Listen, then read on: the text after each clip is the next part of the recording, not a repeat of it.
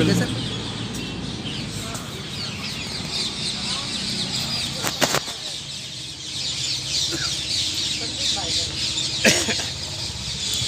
दिव्यांग समाज हरियाणा के धरने के 232वें दिन आज यहाँ शाम ढलते ढलते भारतीय कमेरा वर्ग के राष्ट्रीय अध्यक्ष हमारे बीच पहुँचे हैं धरने को समर्थन देने के लिए। हम उनसे बात करेंगे।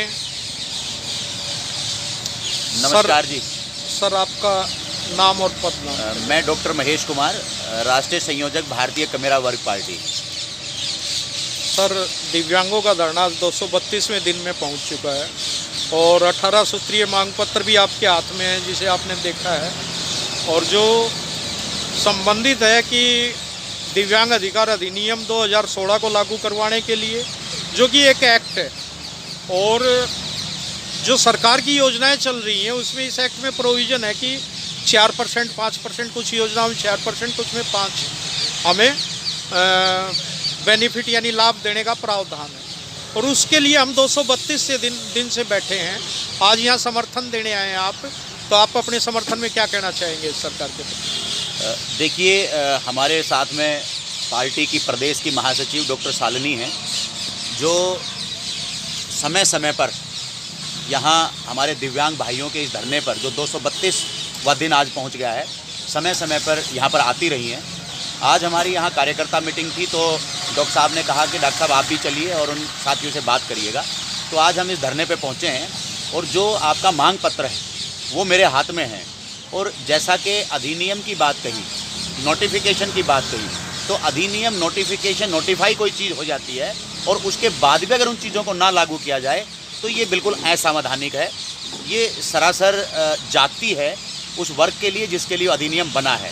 तो आज हम इस प्लेटफॉर्म से, आपके धरने के माध्यम से, सरकार को और सरकार के जितने भी नुमाइंदे बैठे हैं उनको ये कहना चाहेंगे कि ये जो आपका मांग पत्र है, जो एक अधिनियम का एक पार्ट है, कोई दूसरी चीज़ें नहीं मांगी जा रही है, उससे बाहर की कोई चीज़ नहीं मांगी जा रही है, तो उस अधिनियम को लागू करना चाहिए। जो बन गया है उसको सिर्फ लागू ही तो करना है। तो आपकी मांग जायज़ है, अधिनियम के तहत है, उसको तुरंत लागू किया जाए ताकि हमारे दिव्यांग भाइयों को उस अधिनियम के तहत वो सारी सुविधाएं मिल सकें, वो अपना जीवन, और जो दिव्यांग है वो तो वैसे ही बेचारा जो है उसका शरीर है वो आधा नहीं है। तो इसने, सरकार ने जाति की सीमा को पार कर दिया है कि एक खुद जो दिव्यांग है, जिसका नाम ही दिव्यांग हो गया है, जिसको भगवान ने, परमात्मा ने जिसको पूरा शरीर नहीं दिया है, उसके साथ ये सरकार इस तरह की जाति कर सकती है। तो हम उस सरकार को चेताने का काम कर रहे हैं कि तुरंत ये अधिनियम लागू किए जाएं। और अगर सरकार ऐसा नहीं करेगी, उस अधिनियम को लागू नहीं करेगी, इन मांगों को नहीं मांगेगी, तो भारतीय कमेरा वर्ग पार्टी फिर जो आप लोगों की कमेटी है उसके साथ कंधे से कंधा मिला करके चाहे रोड पे उतरना पड़े, चाहे धरने प्रदर्शन करने पड़े, और फिर उसकी जिम्मेदारी शासन और प्रशासन होगा। और साथ में, हालांकि लंबा समय है, लेकिन जैसे ही भारतीय कमेरा वर्ग पार्टी सरकार बनाएगी, अगर ये लोग नहीं करते हैं, इतने लंबे समय तक अगर दिव्यांग भाइयों को सताते हैं, तो भारतीय कमेरा वर्ग पार्टी इस अधिनियम को पूर्णतः लागू करेगी और भी जो जायज़ मांगे हमारे दिव्यांग भाइयों की बनती हैं उनको भी लागू किया जाएगा। हम पूर्णतः इस धरने के ऊपर अपने दिव्यांग भाइयों का समर्थन करते हैं और कंधे से कंधा मिला करके हम इस लड़ाई को लड़ने का काम करते हैं। सर मैं आपसे एक सवाल और कहना चाहूँगा कि हमारे संविधान के हिसाब से जो राज्य है वो सोशल वेलफेयर की परिभाषा में आता है और संविधान में ही प्रोविज़न है, और प्रत्येक नेता चाहे किसी भी पार्टी से हो, वो ये कहता है कि हम दबे कुचले इन लोगों के लिए हम अधिकार लागू करेंगे, मतलब ये जो वादे करते हैं। और आज एक दिव्यांग समाज पूरे हरियाणा में प्रत्येक डिस्ट्रिक्ट में 232 दिन से आंदोलन कर रहा है कि हमारे एक्ट को धरातल पे इम्प्लीमेंट किया जाए। भाई हम कोर्ट में, अब ऐसे तो इन्होंने पास कर दिया है, लेकिन उसको कोर्ट से इम्प्लीमेंट करवाओ, उसकी योजनाएं लागू नहीं हो रही हैं। और जैसे कि आयुष्मान भारत है, अन्य योजना है, कुछ दिव्यांग ऐसे हैं जिनको खाने का एक टाइम भी नहीं मिलता है और वो किसी तरीके से अपना गुजारा कर रहे हैं और उनको इन योजनाओं का लाभ नहीं मिल रहा है। तो वर्तमान डबल इंजन की सरकार के बारे में क्या कहना चाहेंगे कि दिव्यांगों के प्रति ये देखिए, मैंने पहले ही कहा कि दिव्यांग के हिसाब से जो एक्ट बना है, देखिए एक तो होता है कि हमने मांग दे दी और उस मांग को आप जो है एक्ट बनाइए या उस मांग को लागू करिए। यहाँ तो उस मांग के ऊपर एक्ट बना हुआ है और बने हुए एक्ट को लागू नहीं कर रहे हैं और दिव्यांगों के केस में नहीं कर रहे हैं, तो जाति की हद, इसको शर्म आनी चाहिए सरकार को, उसको जो है इसने तार तार कर दिया है। और जहाँ तक बात है संविधान की, चाहे तो पूर्व की सरकार रही हो चाहे वर्तमान की सरकार रही हो, इन्होंने हमेशा संविधान के साथ खिलवाड़ किया है।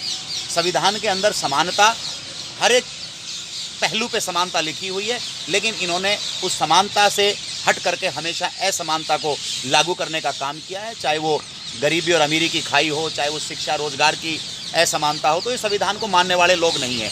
और हर नेता की जो बात कर रहे हो, पार्टियां बदल जाती है, नेता वही रहते हैं। जैसे आज मैं भिवानी में बैठा हूँ, कार्यकर्ता मीटिंग में हम यही बात बोल रहे थे। जो यहाँ का वर्तमान का सांसद है, पहले वो कांग्रेस का सांसद होता था, आज वो भारतीय जनता पार्टी का सांसद है। तो ये सब लोग मिले जुले हैं, एक ही थैली के चट्टे बट्टे हैं। इन्होंने ये ठेका ले रखा है कि लोगों को कैसे परेशान किया जाए, गरीब आदमी को और गरीब कैसे बनाया जाए, दिव्यांग को मरने के लिए कैसे छोड़ा जाए, उनकी सुविधाओं को कैसे उनसे दूर हटाया जाए, ताकि लोग मोहताज रहें, उनके पेट में रोटी ना रहें, वो लोग हर चीज़ की असुविधा में जिएं, ताकि फिर ये चुनाव आएँ तो अपने लोक लुभावने वादे दे करके और उन गरीब व्यक्तियों की वोट लेकर के दोबारा से सरकार बनाएं। इनकी मंशा सिर्फ ये है। लेकिन भारतीय कमेरा वर्ग पार्टी, आप देखेंगे, आज हम यहाँ आए हैं, डॉक्टर साहब आप लोगों के बीच में आते रहते हैं, आप इसका पूरा विश्लेषण करिए। पूरे हरियाणा प्रदेश के अंदर भारतीय कमेरा वर्ग पार्टी के अंदर जितने भी अधिकारी पदाधिकारी हैं, वो सभी गरीब लोग हैं। कोई भी किसी भी कोई एमएलए एमपी की औलाद नहीं है, कोई स्थापित नेतागिरी से कोई निकल करके नहीं आया है। सभी पढ़े लिखे लोग हैं जो अच्छी प्लानिंग भी बना सकते हैं, और बेहतर प्लानिंग जो पहले से बनी हुई है, सिर्फ ज़मीन पे लागू नहीं है, उनको ज़मीन पे लागू करने के लिए इस संविधान को मानते हुए उस समानता और अधिकार जिसके हैं उसको देने के लिए भारतीय कमेरा वर्ग पार्टी का गठन हुआ और जो पूरे हरियाणा के अंदर मेहनत कर रही है। तो प्रत्येक ज़िले में जा करके, आज हम भिवानी में आए हैं, ऐसे ही संगठन भारतीय कमेरा वर्ग पार्टी का पूरे प्रदेश के अंदर 22 के 22 जिलों में है। तो हम 22 के 22 जिलों के अंदर दिव्यांग भाइयों के धरने पे जाने का काम करेंगे, सरकार को ललकारने और चेताने का काम करेंगे। आपकी योजनाओं के हिसाब से, जो आपकी योजना है उस योजना के अंदर बिल्कुल आपके साथ कंधे से कंधा मिला करके चलेंगे, और समय आने पर हमारी कथनी और करनी में कितना समानता है वो भी हम आप लोगों को करके दिखाएंगे। तो आज तो हम आप लोगों से ये काम मांगने के लिए आए हैं कि हम आपके साथ हैं, आप हमें काम दें, अपने इस आंदोलन में हमें सहयोगी बनाएं, हम निष्ठा और ईमानदारी से आपके साथ खड़े हैं। सर, एक अंतिम सवाल जी। पीछे देखा होगा कि किसान नहीं चाहते थे कि ये एक्ट लागू हो, उसे सरकार लागू करने पे तुली थी, और हम चाहते हैं कि 2016 में जो हमारा एक्ट पड़ा है उसे इम्प्लीमेंट किया जाए। तो ये सरकार का क्या विरोधाभास है? एक एक्ट को लागू करने पे तुली और एक को लागू नहीं करने पे तुली जो बन गया। तो ये पब्लिक के साथ क्या संदेश देना चाहेंगे? देखिए ऐसा है, मैंने पहले सर एक चीज़ और, आप राष्ट्रीय कमेरा वर्ग से हैं। हाँ। और मतलब किसान एक कमेरा ही वर्ग है। जी। वो आपके साथ है, और जहाँ तक दिव्यांग है वो दवा कुचला वर्ग है। जी। तो इसको ध्यान में रखते हुए आप बताएंगे। देखिए, मैंने पहले ही अपनी बात में आप लोगों को बताया कि इस सरकार ने ठेका ले रखा है लोगों को परेशान करने का। जिसको चीज़ नहीं भी चाहिए उसको ज़बरदस्ती देना है, क्योंकि उसमें वो परेशान हो रहा है। जिसको चीज़ चाहिए वो नहीं दे रहा है, फिर भी परेशान करना है। आज आप लोगों का एक्ट बना हुआ है, नहीं दे रहे हैं। किसानों को नहीं चाहिए, फिर भी एक्ट बना करके उनको कह रहे हैं कि हम आप लोगों को ये सुविधाएं देंगे। इसी तरह आज चिराग योजना की मैं बात करूं, चिराग योजना में माँ बाप और बच्चा चाहता है कि सरकारी स्कूल के अंदर अच्छी शिक्षा मिले। वहाँ कह रहे हैं कि शिक्षा तो नहीं देंगे और फिर भी आपको 500 रुपये देना पड़ेगा। वो कह रहा है हमारी हालत प्राइवेट में पढ़ाने की नहीं है। कह रहा है नहीं प्राइवेट में हम देंगे, लेकिन हम ये भी कहना चाहेंगे कि पता नहीं प्राइवेट में जो देने की बात कर रहे हैं वो कब तक देंगे। जैसे जियो का सिम आया तो फ्री में था, आज सबसे महंगा जियो है। तो आज गरीब के बच्चे को 1 साल 2 साल 3 साल 4 साल वो प्राइवेट में 1100 रुपये देने की बात कर रहा है, लेकिन जिस दिन देना बंद कर देगा वो गरीब का बच्चा अनपढ़ हो जाएगा, उसको सरकारी स्कूल वापस मिलने वाले नहीं है, क्योंकि हर एक चीज़ को समय समय पर बेचा जा रहा है। बैंक है उनको बेच दिया है, रेलवे है उनको बेच दिया है, एयरपोर्ट है उनको बेच दिया है। तो आम आदमी कैसे परेशान हो, आम जनता कैसे परेशान हो, इसका ठेका इस सरकार ने ले रखा है। जहाँ तक बात है भारतीय कमेरा वर्ग पार्टी की, आपको नाम से ही पता लग रहा है कि किसान कमेरा, इस देश और प्रदेश के अंदर कमेरा वर्ग ज़्यादा है, मेहनत कश लोग ज़्यादा हैं। लुटेरे उन पे हावी हैं, लुटेरों की संख्या कम है। तो भारतीय कमेरा वर्ग पार्टी ने अपना एजेंडा बनाया है कि जिन जिन लोगों को, वंचित वर्ग को, जिनके अधिकार समय समय पर नहीं देने की वजह से जो कमेरा कमज़ोर हो रहा है, जो गरीब, रोज़ गरीबी रेखा से नीचे लोग जा रहे हैं, गरीबों की संख्या आए दिन इन सरकारों के तरह तरह की गलत नीतियों और नीति की वजह से जो गरीबी जो बढ़ रही है, गरीब लोग बढ़ रहे हैं, उन तमाम कमेरों और गरीबों को इकट्ठा किया जाएगा। इस देश के अंदर गरीब लोग ज़्यादा हैं, कमेरे लोग ज़्यादा हैं, लुटेरे और अमीर लोग कम हैं। तो उन अमीर और लुटेरों को पछाड़ करके तमाम गरीबों को इकट्ठा करके भारतीय कमेरा वर्ग पार्टी सरकार भी बनाएगी और हर वंचित वर्ग को, क्योंकि हम आपको अभी अपना पंपलेट्स भी दे करके जाएंगे, उसमें बड़े शब्दों के अंदर भारतीय कमेरा वर्ग पार्टी ने लिखा है कि वंचित वर्ग को सही राजनीतिक हिस्सेदारी और सामाजिक आर्थिक न्याय के लिए भारतीय कमेरा वर्ग पार्टी वचनबद्ध है। तो भारतीय कमेरा वर्ग पार्टी का मूल उद्देश्य ही यही है कि वंचित वर्ग को उसकी हिस्सेदारी देना और उसके मुताबिक देना, ऐसे नहीं कि उसकी मंशा के खिलाफ देना, क्योंकि मंशा के खिलाफ देना तो सरासर परेशान करना है और इन सरकारों ने इस बात का ठेका ले रखा है। इसीलिए ये आंदोलन भारतीय कमेरा वर्ग पार्टी के रूप में खड़ा किया है। तो हम आप लोगों के साथ कंधे से कंधा मिला करके चलेंगे और आपकी मांगों का हम समर्थन करते हैं। बहुत बहुत धन्यवाद सर। अब मैं राष्ट्रीय महासचिव डॉक्टर शालिनी जी से बात करता हूं।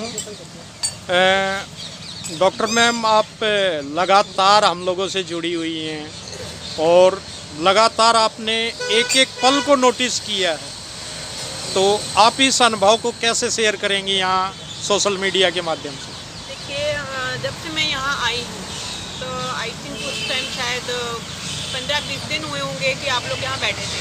तो बाई चांस जब मैं यहाँ से गुजरी तो मैंने देखा कि सब लोग यहाँ बैठे हैं और इतने मतलब कि बुरे हालात थे यहाँ पे। बारिश का मौसम था और सब कुछ भीगा हुआ था, इनके गद्दे भीगे हुए हैं। तो मुझे देखना चाहिए कि इस हालात में जो लोग यहाँ बैठे हैं वो अपनी मतलब कि छोटी सिर्फ अपनी क्या कहते हैं ऐशो आराम की ज़िंदगी के लिए तो बैठे नहीं होंगे। वो लोग यहाँ बैठे हैं तो उनकी कोई ना कोई बड़ी मजबूरी रही होगी।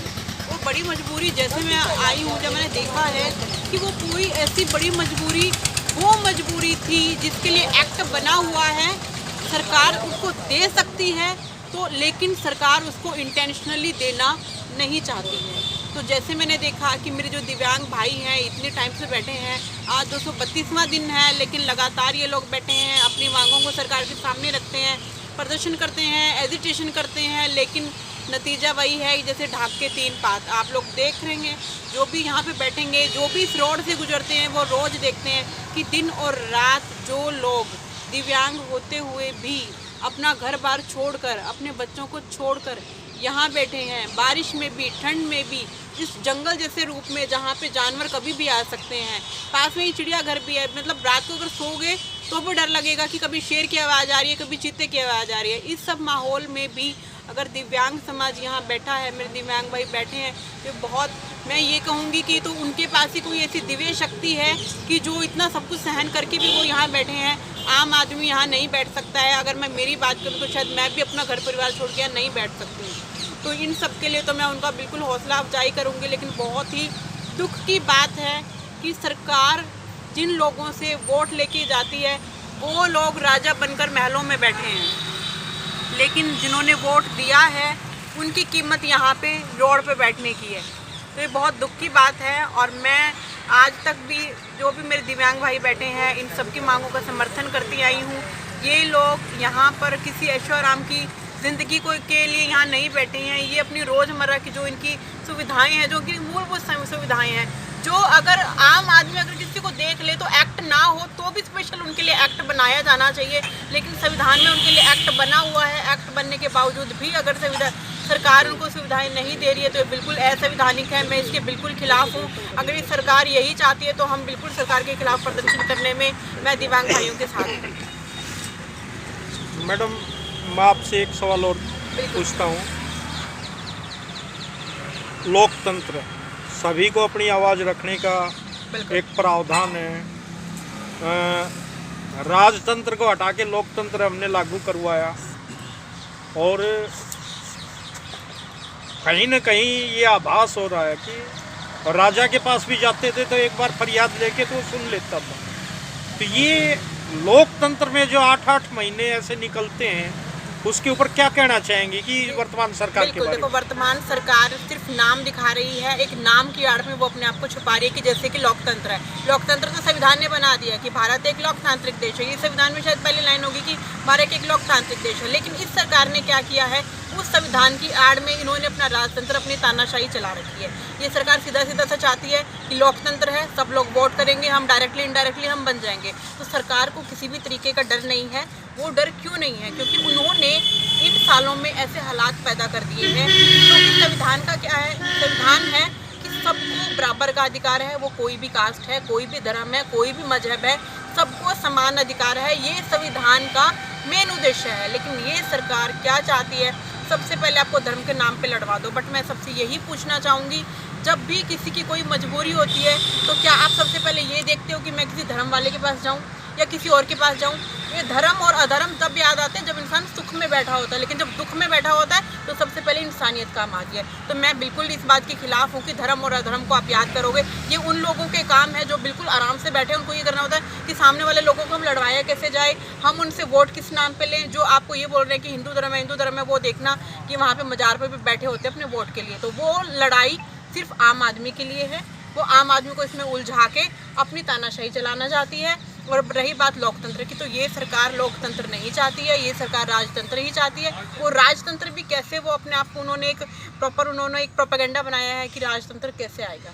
जैसे कि डॉक्टर महेश भी हमेशा बताते रहते हैं कि सरकार ने क्या किया है, फ्री में 5 किलो राशन दे। ये जो कोरोना आया था, ये जो लॉकडाउन लगा था, ये कहते हैं कि पेंडेमिक है। हम इसको कहेंगे कि पेंडेमिक है, कि ये प्लान था। बाई चांस कुछ हुआ, कोई भी आप इसको या बायोवार कह सकते हो कि हाँ भी कोई वायरस आया था और कोरोना हुआ और ये, लेकिन सरकार ने इसको भी अपना एक, ये कहते हैं कि एक अपना मोहरा बनाया कि किस तरीके से हम इसका यूज़ करके और आम जनता को हम पागल बना सकते हैं। कि सरकार ने कहा सब अपने अपने घर बैठो, घर बैठे बैठे सबको 5 किलो राशन मिलेगा, कोई बाहर नहीं आएगा, कोई कुछ नहीं करेगा। लेकिन सरकार ने ये तो बता दिया कि 5 किलो राशन देंगे, लेकिन उसके बाद क्या हुआ? क्या वो कोरोना था? अगर वो इंटेंशनली आया था तो सरकार को होना चाहिए दोबारा भी आ सकता है। दोबारा आएगा तो सरकार ने उसके लिए कोई तैयारी नहीं की। कोई एक भी हॉस्पिटल भिवानी में अभी तक नहीं बना कि कोरोना दोबारा भी आ सकता है। इतने लोगों की जाने गई थी, लोगों के पास फैसिलिटी नहीं थी, तो दोबारा भी आ सकता है। तो कोई एक हॉस्पिटल तो लोगों के लिए बनाया हो, लेकिन नहीं बनाया,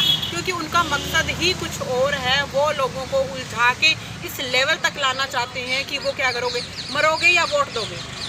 तो हम वोट ही दे देंगे जी, हमें मारो मत, हमें 5 किलो राशन दे दो। तो सरकार हमारा वो लेवल लाना चाहती है कि एक ऐसा लेवल आ जाए कि बिल्कुल हमें लाचार बना दिया जाए। लाचार बना के हमारा सिर्फ एक ही काम रहेगा कि वोट ले लो जी, मारो, वोट ले लो जी, हमें भूखे मत मारो। ये सरकार का ये प्रोपेगेंडा है। लोकतांत्रिक तो सिर्फ एक शब्द रह गया है कि अगर संविधान है तो आज सब कुछ संविधान के खिलाफ ही हो रहा है। ये सरकार संविधान के बिल्कुल खिलाफ काम कर रही है। ये सरकार संविधान को बदलना चाहती है। लेकिन मैं आप सबसे यही अनुरोध करूंगी कि मेरे दिव्यांग भाई जो यहाँ बैठे हैं, प्लीज़ आप सब ये आएँ, इनका समर्थन करें। इनकी मांगें बिल्कुल जायज़ हैं और मैं बिल्कुल खुले मन से मैं इनका समर्थन करती हूँ। और भारतीय कमेरा वर्ग पार्टी जो अपने आप में एक पार्टी नहीं है, ये एक जन आंदोलन है। जन आंदोलन में सिर्फ और सिर्फ 4 मुख्य बातें हैं जो सिर्फ और सिर्फ असमानता को ख़त्म करने के लिए हैं। असमानता किसमें? शिक्षा में। असमानता किसमें? रोजगार में। असमानता किसमें? चिकित्सा में। और असमानता किसमें? जो हमारी राजनीतिक भागीदारी है उसमें। और असमानता किसमें? जो हमारी सामाजिक भागीदारी है। अगर बात है दिव्यांग है, अगर हर किसी की गिनती होती है तो आप देखना प्रेजेंट जो सरकार है वो गिनती किसी की नहीं कर रही है। इस सरकार में आने के बाद किसी की गिनती नहीं कर रही है। इंसानों की तो खासकर गिनती नहीं हो रही है। गिनती किसकी हो रही है? कुत्तों की हो रही है, पेड़ों की हो रही है। आपने देखा होगा पेड़ों पे भी नंबर लिखे होते हैं। तो हर किसी की गिनती है, तितली की गिनती है, कुत्तों की गिनती है, बिल्लियों की गिनती है, लेकिन इंसानों की गिनती नहीं है। क्योंकि इंसानों की गिनती इसलिए नहीं है कि जिसके जितने बराबर भागीदारी होगी वही तो अपना हिस्सा मांगेगा। तो ये सरकार किसकी गिनती नहीं कर रही है। अगर दिव्यांग भाई 4 बैठे तो एटलीस्ट उनकी 4 मांगें पूरी होनी चाहिए। तो इस सरकार का पूरा काम है, कोई काम नहीं करेगी, सब कुछ प्राइवेटाइजेशन कर देगी ताकि आम आदमी आपके और हमारे जैसे इनमें पिसते रहें और सिर्फ एक 2-2, 4-4 हज़ार की नौकरी के लिए हम मजबूरी में वही काम करते रहें और बाद में अल्टीमेट हम इसी सरकार को वोट देते। लेकिन अब ऐसा नहीं होगा। अब भारतीय कमेरा पार्टी अब आ गई है और ये एक जन आंदोलन है। मैं आप सबसे अनुरोध करूँगी कि मेरे दिव्यांग भाइयों का समर्थन करें और ज़्यादा से ज़्यादा आप भारतीय कमेरा पार्टी के बारे में सुने, जाने और हमारा सहयोग करें ताकि ये जो भी तानाशाही चल रही है हम इसको पलटवार करके जवाब दे सकें। बहुत बहुत धन्यवाद मैडम।